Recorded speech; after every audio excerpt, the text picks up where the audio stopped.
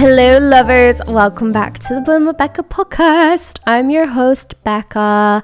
Welcome back to another week of random rambles, my inner thoughts, and talking to you guys. Thank you for tuning in. We're actually doing a part 2 of the Answering Your Guys' Dilemmas episode. I did part 1 last week. Without further ado, let's get into it.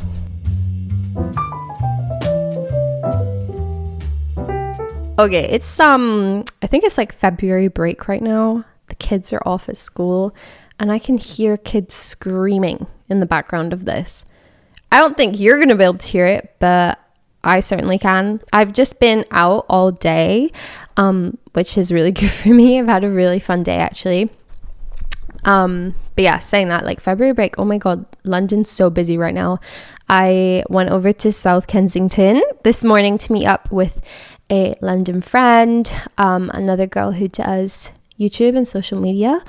So that was really nice because I have been talking about how I've been struggling with, especially during the week, like just being alone, being too much in my head, and honestly like not being the most productive because of it. I've been really low for the past like 2 weeks. I've never really been in a slump like this before, if I'm being really honest. Well, not ever. I mean, since being full-time with YouTube and being self-employed. I was saying to Will, like, it's actually a little bit scary to feel this for the first time. Like, not that I'm falling out of love with YouTube, but definitely just feeling this sort of flatness and like not excited to pick up my camera, not excited to vlog, which I've never had in 5 years. I think it's very normal for YouTubers to be like, oh yeah, there was a time where I really thought I was going to quit. I almost quit at this point, and I'm not kidding. I've never had that. I feel really lucky, but I'm genuinely like, I love it so much. I think because I got to where I am. But even in the early days when like, you know, you're like barely anyone's watching your videos aren't the best, and you don't make any money, like none of this, I still loved it, just the process of making videos. And I think as well, when you're new to social media, it's like exciting to play around with different niches and you feel like you can be a lot more experimentative. Whereas right now, I'm definitely in a wellness productivity box, which, don't get me wrong, I love being there. I also love that I can do lifestyle, like vlogging and stuff. I'm finding I'm really enjoying vlogging at the moment, and just being a bit more raw and honest, a bit more like the pod, like not being afraid to just talk for a bit at the camera. I used to be so strict with myself about chopping out every single little breath. Sorry, is this really boring? I've just gone on a bit of a tangent about my relationship with YouTube right now, but I think of this podcast as it's like an extension of my YouTube. It's for the people who watch my YouTube and I guess want to be more in touch with me as a person, and also come on here to listen about what I have to say about like my routines and wellness, just how I like to take care of myself. But YouTube, I'm definitely in that box of wellness and I love it. I'm known for being that like morning routine girl, which is fine. But sometimes when I feel like making something else, kind of steering away from that content, it feels like I get a little bit punished and YouTube doesn't like it and the algorithm's not going to push it, and all of that. Oh, that was a bunch of word vomit, but just been something that's playing on my mind. I really find when I turn on this camera, start recording with this mic, something happens. I just open up a little bit and I feel like I'm getting better at it. I think it's really connecting with you guys on the other end. I don't know, how is everyone doing? I've had so many people messaging me saying like they're in such a slump right now. They had a bit of a weird January. I think if you live in a colder climate like here in the UK, I feel you if like this weather is getting to you. Saying that actually today, pretty sure it went up to like 16, 17 degrees in London, that's bizarre for February. It was so warm today. We've not had that in ages. Like the past few days have been freezing. And that was so nice. I was like, oh my gosh, I am excited for spring. And don't get me wrong, like I enjoy the colder seasons. The weather's been nice today, but I do think like it's time for some warmer weather and the effects of vitamin D on my mental health. Yeah, so today I went to South Kensington, which I don't normally go there that much. It's so pretty. They have the museum, like so many cafes, coffee shops, really nice. You're right by Hyde Park. So we went to Hyde Park and I helped my friend shoot some content for YouTube, which was really fun. It was really fun to be on the other side of the camera to help her, I don't know, be a bit more creative, like be there to help spark inspiration. And filming out in public is obviously a bit more nerve-wracking compared to just like being at home, but it's also way more exciting. So yeah, I think we just realized today, like, oh, we have each other. We might as well use each other. And I cannot wait to think of like a more creative video soon that I can maybe get her to help me with. Those are my favorite projects, my absolute favorite kind of videos to make over on YouTube. The ones that they take more time, kind of documentary style, like a little bit more cinematic, actually challenge me. What have I been up to? I have been in Edinburgh for the weekend. I've had a good week actually, you know. Like last week was it was not good. I was not in a good place. And it was the week before and then like I started my period. So just PMSing so hard. But then went home for the weekend, which was nice. I caught up with one of my best friends, my like childhood best friend. And then I had like the most lovely family day on Sunday, which was really needed. I realized on that day, like it was so simple. Me, my parents, my sister, we just went out for lunch. We then met up with some other family friends in the later afternoon. And I was like, this is me at my happiest, genuinely. It would have been more perfect if Will and Mochi were there. I do acknowledge that. Yeah, I miss my family. It's hard living away from your family. Then I had Emmy, who's my manager for YouTube, but also my best friend. She stayed with me for one night. So she came on Monday. It was so nice. It was so nice to just catch up with her. We got some like cute photos, did more Instagram stuff because I need to focus on that a little bit more. Yesterday was Valentine's Day. How was your Valentine's? I was thinking about it. I've just never really been single on Valentine's Day. I really, I promise, I'm not saying that in a braggy way. That sounds so big-headed. I'm just saying like Galentine's special looks fun. I did a little Galentine's evening with Emmy when she was here, which is really cute. But yeah, Will and we went on a date. Went to this restaurant called Oka in Notting Hill. Sushi place. It was really good. And then my favorite cinema right now in London is Electric House or Electric Theatre. There's one in Notting Hill. I think there's more than one in London, but it's just so beautiful, like so vintage. The sofas are really comfortable. It has this really homey theatre feel. It's amazing. And they have a bar, they have pick a mix, popcorn, like everything you need from a cinema, really. And the movie we saw was Zone of Interest, which I cannot give a fair comment on it. I fell asleep because we had a couple of beers and I was really tired. We went to a late viewing. I'm honestly such a grandma. If you try, keep me up after 11 p.m. on a weekday. I'm so boring. I'm aware. I'm going to end the update there. I normally ramble on for like way longer.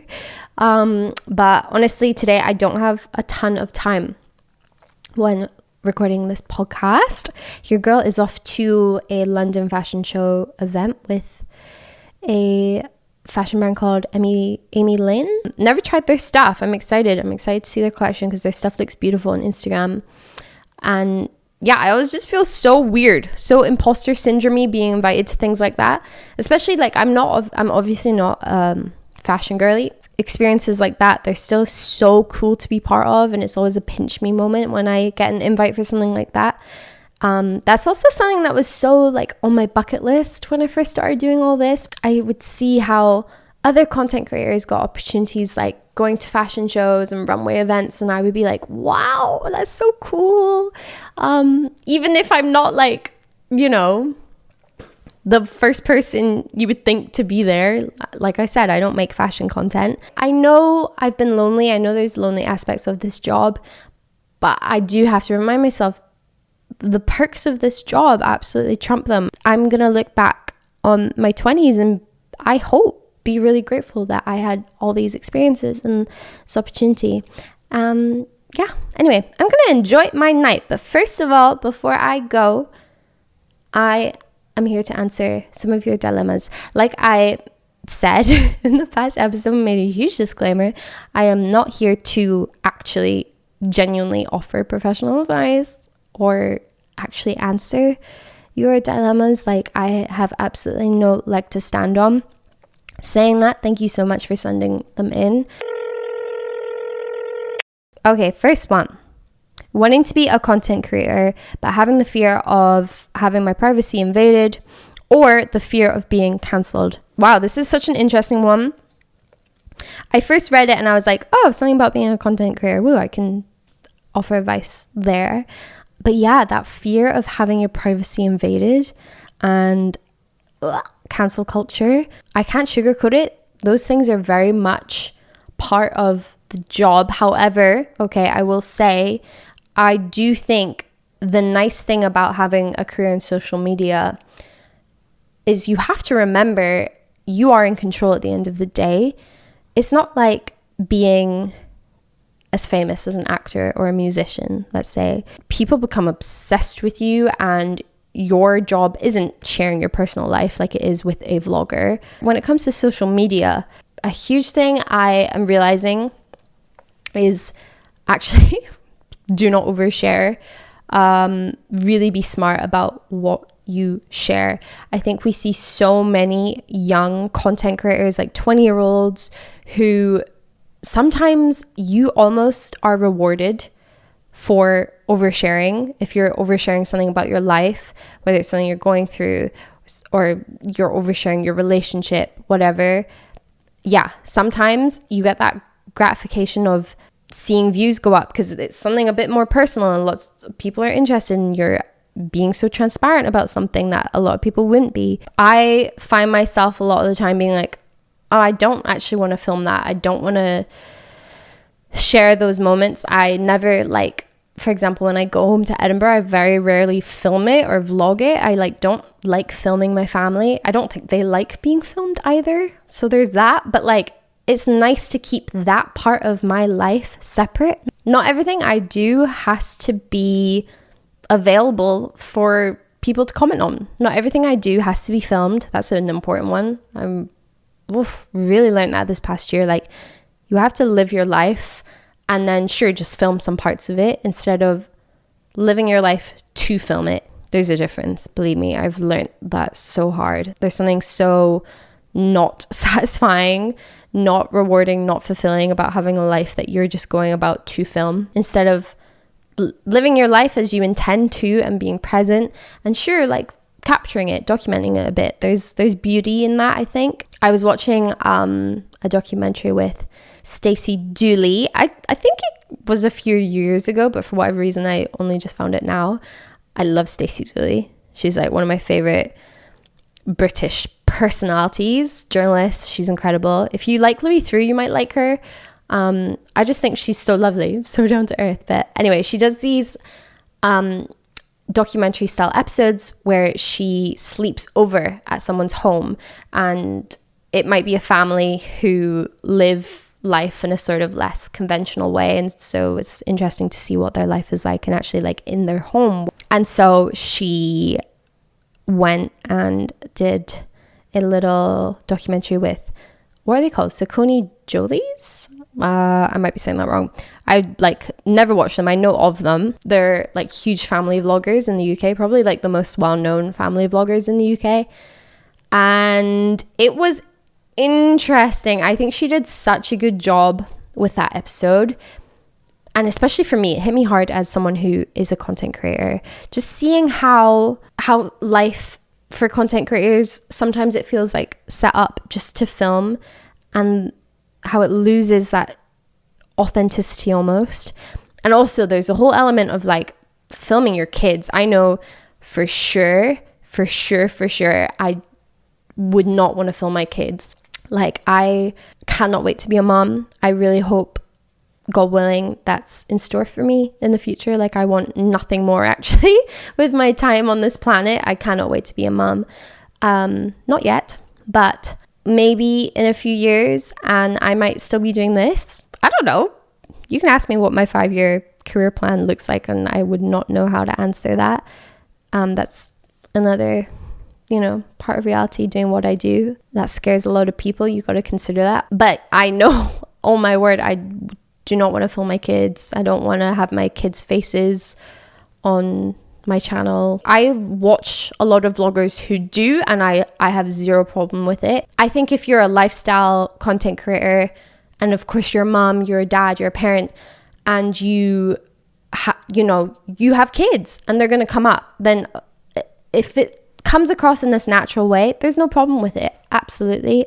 And then there's family vloggers who they've almost created it so that you're part of that family and you're there, and they vlog so many moments with their family and like their kids growing up, and that, like, first of all, I don't watch that content, and I could never imagine creating that content. And also I would never want to feel like I couldn't break out of that content, that is how you make money and you absolutely can't break away from that. That's just my opinion. I'm really not meaning to bash anyone, because I truly think with social media, it's a space for you to make what you want to make, and there's going to be people out there for you who want to watch it. But my point is, you really get to choose like how much you show. It depends what kind of niche you're in. If you're someone who only does sit down chatty videos and you offer advice about, I don't know, like finance or something, for example, you literally don't need to show much of your life at all. You're there offering a service. You're there offering advice on this thing you're knowledgeable about. I think that is like a really nice position to be in. And the cancel culture thing, yeah, of course, it feels like we all have a bit of a filter on. You never want to hurt anyone. You never want to offend anyone. And listen, like, a lot of us are growing up online. I was thinking about this the other day. I was like, was I 20 or 21? Yeah, I must have been around that age when I started. I cringe at my old videos, which is normal. But I'm also not that same girl. I'm a 25-year-old woman now. Like, I've grown and matured. And anyway, my point is, if you want to be a content creator, go for it. Don't let the fear of invasion of your privacy or the fear of cancel culture get to you, because you actually have more control over that than you think. Okay, someone said, dated within my friend group. Sorry if you can hear Mochi squeaking his ball. Dated within my friend group, but it didn't work out, and now it's awkward. Oh, that is a bad one. I'm so sorry. That is an awkward one. I don't think I've personally ever gone through this. I've had like a thing with a friend, and then it made us meant we could no longer be friends. I'm trying to think of if my friends have had it in the same friend group I've been in. Not really. I know Will's kind of been through this, like an ex of his. For Will, like, he's just not friends with that friend group anymore. They don't all live in the same place anymore, and they have just grown apart. So that's different. But I imagine if you're, oh my gosh, I imagine if you're all still hanging out, that's not an easy one. Like, how bad is it between you and the person that you had a relationship with? Like, are you on bad terms? I'm assuming so, because it's now awkward. I don't know if there's a chance of repairing that. Maybe it's beyond repair, which makes it difficult. But if there's any way that like you two can spend time one-on-one or something, I don't know. If you really want to make it work, and listen, like, I've never been friends with an ex. I don't know what that's like. And Will's the same. I know he's very like cutthroat once it's done. That sounds terrible. How can you work on your relationship with that person? And then obviously that's going to help the friend group as a whole. But then also, fair enough if you don't want to be friends. And then I think realistically what tends to happen is your group might split up a little, and like the people you're closest with, you'll stick close with. I think if you're okay with it and your ex is on the same page, like talk about trying to repair the relationship between you. Exes absolutely can be friends. Someone said, I fancy my friend's brother. Oh! I feel like I'm the kind of person who I genuinely have never really understood what the problem with that is. Like, I see it in movies, or I'm trying to think of an example in real life. I've never had it personally, but if a friend I know has gone through it, I don't think so. But like in movies, right? Typically we always see the cliches like, oh my God, you hooked up with my sister, you hooked up with my brother. Like, what we can't be friends anymore. And I've always been like, I don't really get why it's an issue, because then aren't you going to be closer? Okay, but I suppose, I'm so sorry, Mochi keeps squeaking his balls. I totally get it if you're scared of like, you end up breaking up with a sibling and then like, you can't be around your friend's family anymore. I don't know. Or if it like tarnishes your relationship. I think you just got to think through that, like the future of it, the longevity of it. Is it worth it? Yes, it's a little bit more complicated, but I genuinely think like if the brother is the person for you and you really want to pursue it, if you really think it's worth it, and it's not just like a little crush you can shrug off, because that's normal. But if it's like, oh gosh, I want to be with this person, or like you feel something from him, yeah, then maybe you should do something about it if it's going to make you happy. But definitely always talk to the friend first. Always talk to the friend first before you do anything behind their back. Oh my gosh, it's so important. Okay, oh my goodness, I am so sorry. Listen, if you're listening to this, you won't be able to tell a difference. That it's a completely new day. It's actually a completely new week. Apologies, but yeah, if you're watching this, then the video looks very different. It's now obviously a completely different day. Anyway, I completely ran out of time when I was recording this last, and I'm so sorry, but we're picking it up. I thought better to salvage this episode rather than just throw it in the trash. I don't know. That's why I kind of like a podcast. I don't know. Just feels a little bit more chill. We have a bit more control. We're getting back into your dilemmas. So the next one, I really like this one because this is one I've struggled with so much, and I feel like I'm actually a lot better with this issue. So I feel like I have some wisdom to share, kind of. And that is how to set boundaries and stop people pleasing. So 100%, I used to be a people pleaser through and through, and I always was when I was a kid. I used to think like just being nice and getting people to like you, having everyone be on your side and like you and agree with what you say, just never be trouble, never be problematic. That was what I aimed for. And now I am not that person anymore, and it's something I actually really, really like about myself.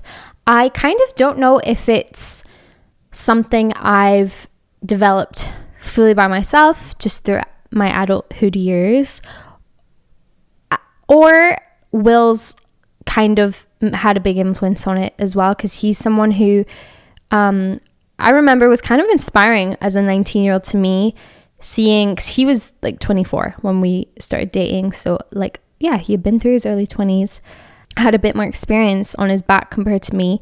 And I saw that in him, that he like didn't take any bull. And I now feel that as a 25-year-old, you really, those early 20 years are so important for you development wise, but also you're working out who you are as a person. You're working out what you don't like as a person, what you do like, what you like in other people, what you can tolerate, what you don't need to tolerate, if you get what I'm saying. And so I think watching him be that way and seeing how freeing it kind of is not to be a people pleaser, I definitely was like, I want to work towards that. Now, me not being a people pleaser, it causes me less stress. I just way prefer it.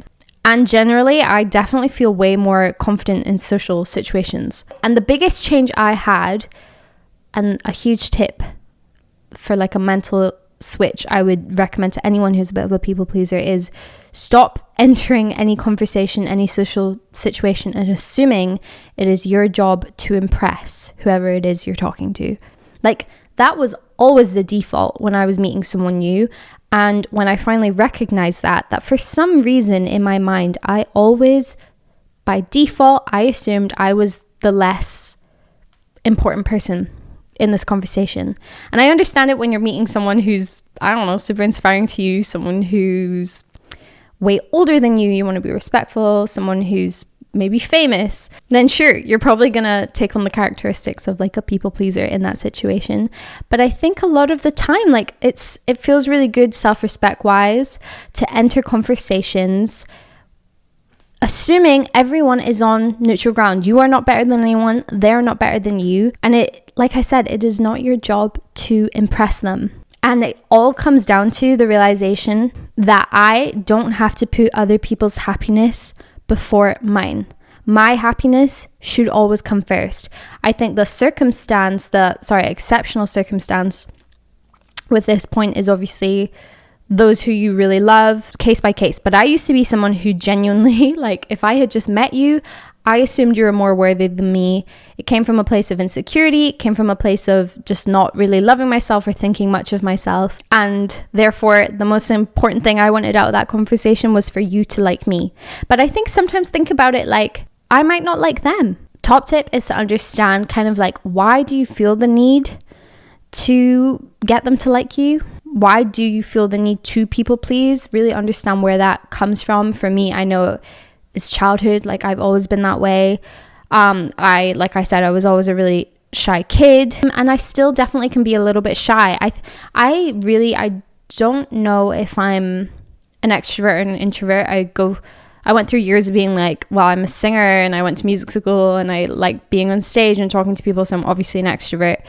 But sometimes I'm more of an introvert. I think where I really am is I'm an introverted extrovert, because I definitely way prefer being in somebody else's company. I don't really like alone time that much. I don't know, there's a million things that help you define like whether you're an introvert or an extrovert. It's all very interesting. But anyway, something I found interesting was the other day I met this YouTuber called Kaylin. She's a friend of mine who lives in London, and we met for the first time like a few months ago. She reached out to me on Instagram, and it was really sweet. It was really, I don't know, it's like so nice, that side of social media, how it brings people together.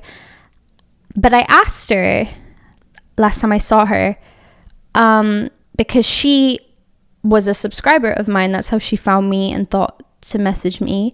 She liked my videos. And so she obviously would have come up with this kind of preconceived notion of who I am. She would have had some sort of assumption. And I asked her, what surprised you when you actually met me versus me in my videos? And she was like, you know, you're a lot more introverted in real life than I thought. She was like, I thought you'd be really big and lively and chatty and stuff. And I was like, oh, I guess so. Yeah, maybe that is how I come off more on social media, but then you meet me and I'm a bit more quiet, preserved. I don't know. I think when I was younger, I used to overcompensate a bit, and it came from a place of like not really knowing who I was and just wanting to be that big, loud, confident person. Whereas now I genuinely believe my introvertedness, is that a word? Sure.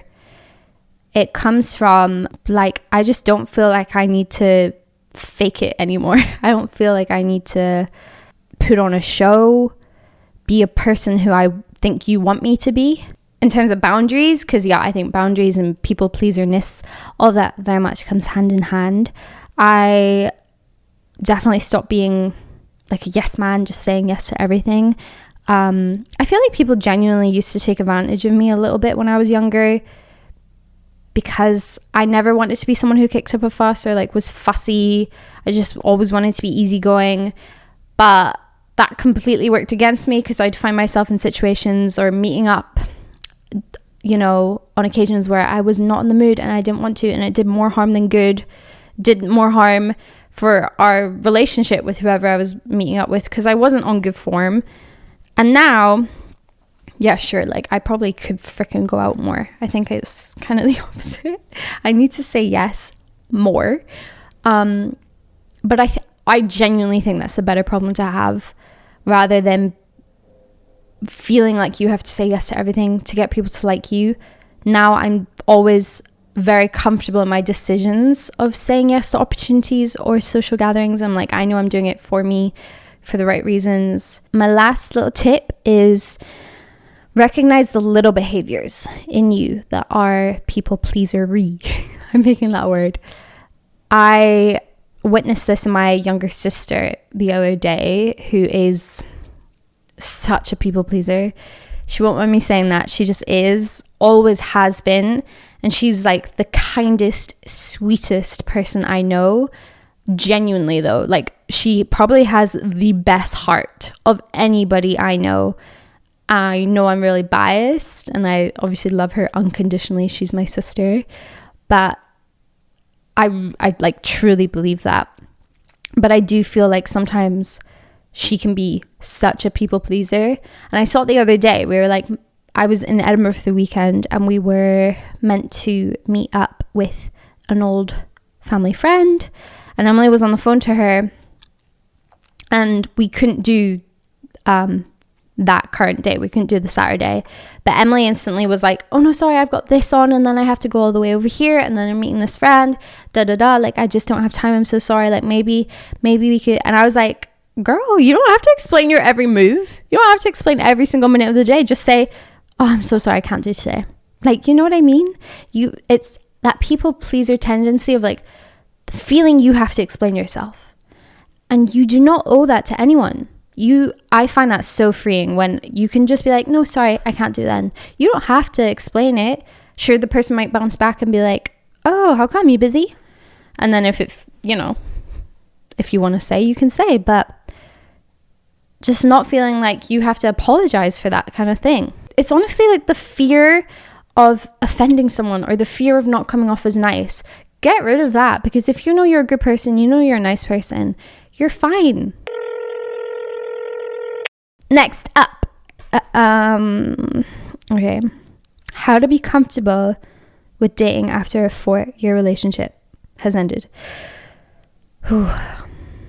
I wanted to go for one that I feel I don't necessarily have the best advice on. I'm just going to talk through what like comes to my mind. Literally how I would advise a friend if a friend came to me with this problem. I've never been through this, so bear that in mind. But also, I think, oh my word, so many people go through this, that let's open it up. Let's have that conversation. You guys know I've been in a relationship for 5 years now. It's going to be 6 so soon. And whoa, like if we were to break up, my world and Will's world would flip upside down. We have built basically our whole adult lives together. Like I said, I was 19 when we got together. Will was 24, so he had already had his early 20s for himself. He was in other relationships, actually. Yeah, I don't know any different. Will has always been in my life as an adult. Whew. So, gosh, I can imagine, ending a long-term relationship and then trying to get back into the world of dating. That is so tough. But there's part of me that goes, oh, but that must be kind of exciting. Honestly, what comes to mind is good for you. That is exciting. I know it's scary, but scary doesn't mean bad. It's a fresh new chapter where you get to rediscover yourself a little bit, fall in love with yourself a bit more. I imagine it wasn't an easy decision ending a long-term relationship like that. So I want to say good for you, because it's probably for the best. When something doesn't feel right, it normally isn't right, and you should do something about it. You should talk about it. You should initiate something. Or sometimes, sadly, it means it doesn't work out. And that is not the comfortable decision. A lot of the time, they're really difficult decisions. So I applaud you for getting through that. A breakup after 4 years, because that's tough. But you owe it to yourself to be true to yourself. And I think remember to carry that on with dating. Maybe I can imagine it might be a little hard, like knowing who you are on a date with a stranger, someone new. So I would say remember to be true to yourself. I honestly, I don't know how I'd handle this. I don't know what my advice is. Really focus on the positives. This is such a time to focus on you, and I think just have fun with dating. Unless you are, for whatever reason you want to really get back into a relationship, then that's a different thing. And I would say if that's not you and you're okay with just dating to have fun, and maybe find the right person to have a relationship with one day. Really use this time. Think of it as a blessing though, to have this time to be single and really enjoy your own company. Take yourself on dates. Really fall in love with yourself, spending time with yourself, to be even more sure of who you are in yourself. And really understand who you are without a relationship, who you are without the side effects of a relationship. Genuinely, if this was me, I think definitely want to spend some time alone and working out how to do life alone. Remember to really trust your gut, your intuition. It might not be the right time to jump into another relationship. If a date feels weird, just knock it on the head before it becomes anything else. Just really be true to yourself. And it's not selfish to put yourself first, especially when it comes to dating. I think as well, I can totally imagine I would do this. So try not comparing everyone you meet to your ex and certain standards and stuff you already have set, which is fair enough. But just, be more open-minded. Dating's also just an exciting way to have new, fresh conversations with people and gain perspective from people of different backgrounds, and have fun. To end off this episode, I want to share 2 of the voice memos I got. Honestly, these 2 dilemmas are really big, and so part of me didn't want to share them because I have such little invaluable advice. But then I also thought you guys have been so brave to send it in. I don't want to just waste that. I'm going to college next year. I'm going to move out, and I'm so scared that I'm not going to be able to financially support myself, buy myself meals, give myself what I need. How would you recommend that someone in college struggles with a part-time career and taking a workload of classes to, bring home money and food? I feel you so hard. And again, when I first read that, when I first listened to it, I was like, oh my gosh, I don't know how to answer that. It is such a hard question. And your circumstance, I don't know enough about it. Everyone's circumstance is different. Even education across the board, across the world is different. It sounds like you're American. You could be Canadian. I'm not sure. But wow, I grew up completely taking this for granted. I'm from Scotland, and I hope you can hear it in my accent. I know a lot of people say they cannot tell for shit that I'm Scottish. I'm Scottish. I was born in Edinburgh. I'm raised in Edinburgh. There is a Scottish twang in there. Anyway, we're not here to talk about my accent. Scotland, whilst I was a student, provides free education to its students. It's actually kind of bonkers that we have that massive advantage. If you're Scottish and you go to a Scottish uni, then you can get your degree for free. It's absolutely mad, and we are so lucky. And growing up as a kid, I didn't really think about it. So I got my degree basically for free. I did it kind of a weird way where I did college first, and then I got my degree through an English university because it was a top-up year. So my fees for that final year were £600. It was crazy. So I'm saying basically free in comparison to what people pay to go to uni down south in England, where you're paying thousands and thousands, Will is in thousands and thousands of pounds in debt. But also In the UK, I know student debt is not, or at least I'm pretty sure it's not as serious on your record as it is over in the States, I think. Maybe I'm wrong. So many people have this problem. It is crazy. It's so expensive to do higher education. And we live in this world where you're almost expected to have your degree to go get any sort of job, high paid job. It's so tough. And then, managing that workload, all your uni work, all your college work, and then trying to juggle a job on the side, it is mad. It's going to put you through so much. I think you build so much character from it. My circumstance was I didn't actually move out when I was a student. I stayed at home. And truthfully, that's because I wasn't like too sure on what I was doing. And my parents, like, I don't come from money.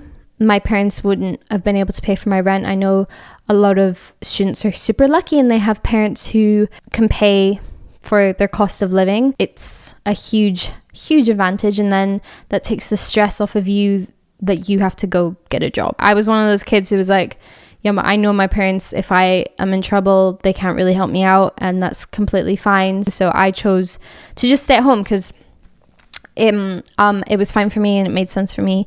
Whereas my sister, she, like, same situation, came from the same family, but she was like, no, I want to go to Glasgow uni, therefore I have to move out. And she made it work. She's balanced jobs, she's juggled it. She's now in her 4th year of a neuroscience degree. She's done so well. I'm so sorry, this is not really advice. I'm just talking through like what I've seen, my experience, what I've seen through my sister, and it is doable. I just want to say, like, congratulations to you that you're going to college. I get it, that's kind of a terrifying thought, the whole how do you support yourself financially. You'll work it out, and I really believe you will. Again, I don't really know your situation. I don't know how demanding your course is going to be. I did jobs throughout the whole time I was studying and it always felt somewhat manageable. Little tip I had, for me, I went for like a 0-hour contract job. So like, I'm not saying those are the best. I'm really not. I'm not advising anything. But I'm just saying for me, it really worked because as a student, like week on week,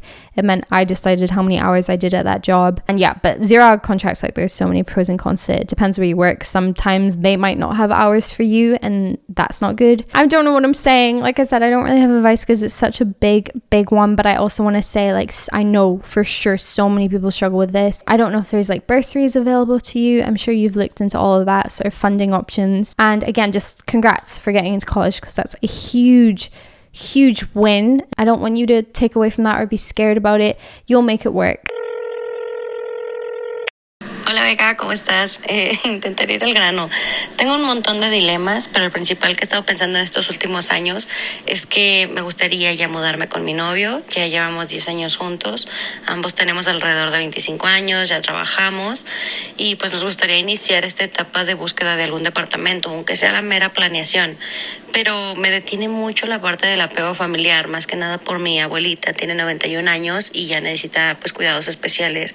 Y mi hermanita, que por su condición no entendería por qué me fui de casa y no hay una forma de yo poder explicárselo.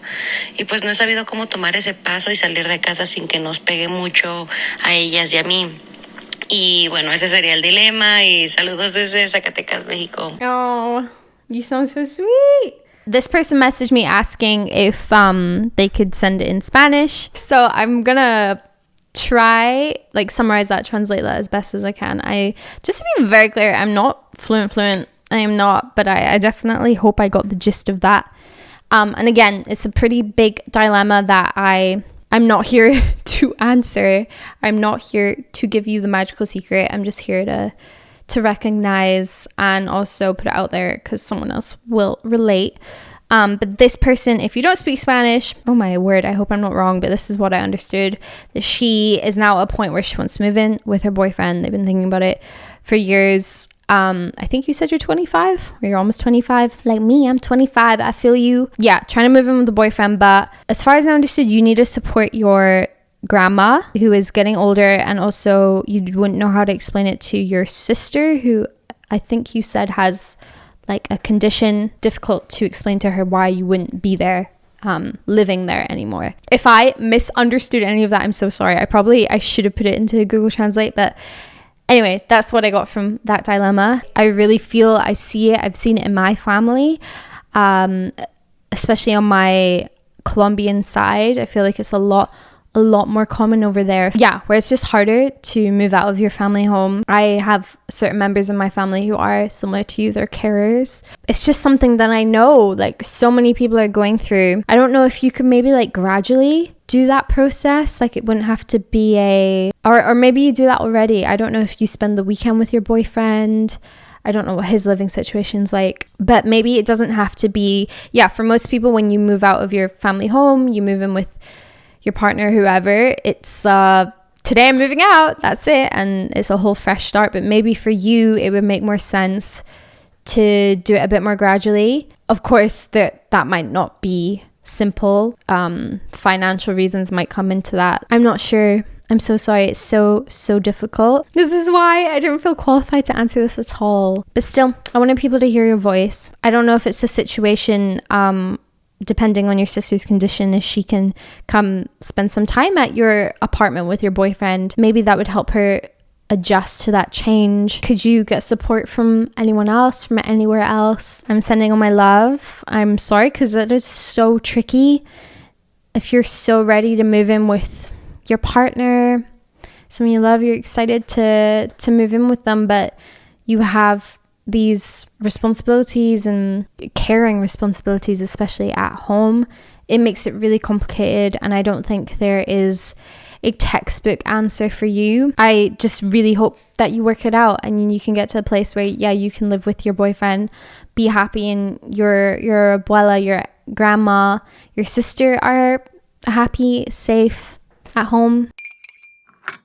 I'm going to end this episode here. To everyone who sent in a dilemma, I appreciate you so much. You have no idea. This episode was really fun to do. It was really different. That was part 2 of answering your dilemmas. I'll be back next week. I love you guys so much. I appreciate you so much. I hope you have a wonderful rest of your week. And I will see you in the next episode. Thank you, my loves, for listening to this week's episode of Bloom with Becca. Be sure to follow the Bloom with Becca Instagram page to get involved each week with your questions, your stories, your thoughts on different topics, all that good stuff. I'll see you guys next week for a new episode. Love you. Bye.